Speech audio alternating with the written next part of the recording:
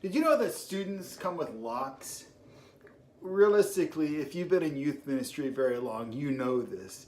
And what I'm talking about is each student has a combination or a puzzle or some kind of way you need to figure out how to get into their lives and get them to open their lives up to the ministry. Some students, it's as simple as like their lock is a piece of scotch tape holding two pieces of yarn together. It's not that hard to get in to figure out who they are and how to connect with them. I was at dessert with a buddy of mine who does youth ministry. He asked me to come out and hang out with his boys with him.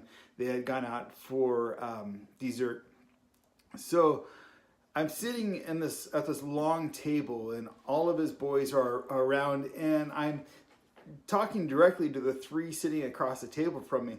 Two of them were super easy to get to connect with, but there was a third sitting on the end by himself and very friendly and wanted to be engaged, but he was kind of like a turtle curled up in his shell, and he would talk if he was ask a question or talk to you, but he was not coming out of that shell.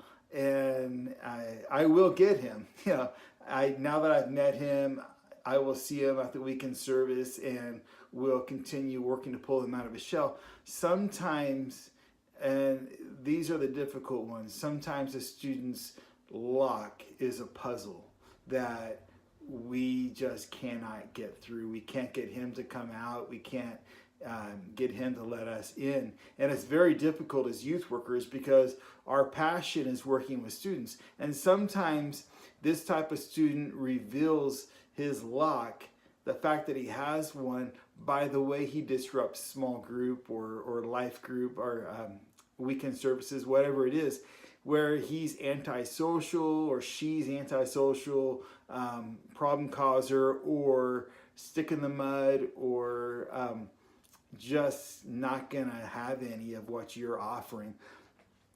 Sometimes we're not gonna be, like, for instance, there's some locks I know as a youth worker I will not be able to unlock. If there's a student whose only way to connect with people is through football or other kinds of sports, I'm not gonna be able to connect with that kid. Maybe. It might be more difficult, and if it's the only way he's going to connect, then I might be out. But that's why it's important to have other youth workers involved. Like, for instance, there was a kid who a buddy of mine had in his life group who he could not get through to. He didn't understand the kid, and the kid was very disruptive. They could not have a serious discussion because anytime somebody opened up, this kid would make a comment that would make everybody else just shut down and stop talking. We went out to dinner one night, me, this leader, and the student, and I was able to ask him some questions because I knew him, not because I'd ever met him, but because I was just like him when I was his age. I had some of the same struggles, and I was able to get this student to open up in ways that his leader never could. His leader came to understand him much better because of the time I spent with the two of them. And I wish I could say that ended in a great relationship and everything was happily ever after. Well, it wasn't. In one conversation, I couldn't fix what was wrong with that situation, but I was able to add a lot of clarity and draw the kid out, at least for the moment.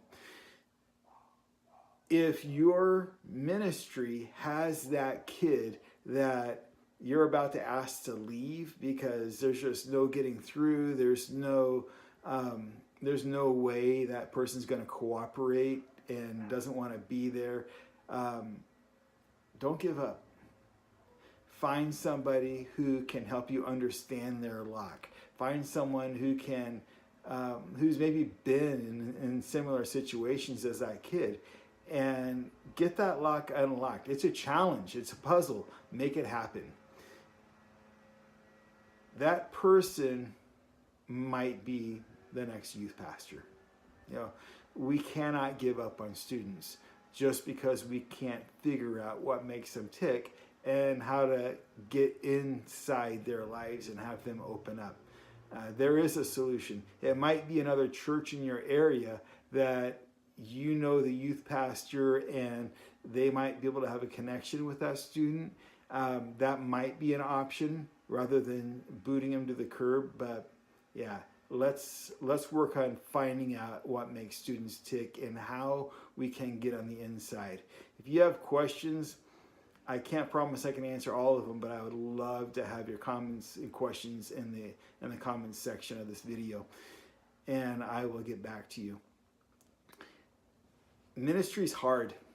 I recommend that if you're looking for ideas in ministry, if you would like to have a fresh take on ministry, download my book, Volunteer Youth Ministry, A Roadmap for Effective Leadership. There are a lot of good pieces of information, a lot of fresh ideas in there that I bet you could benefit from.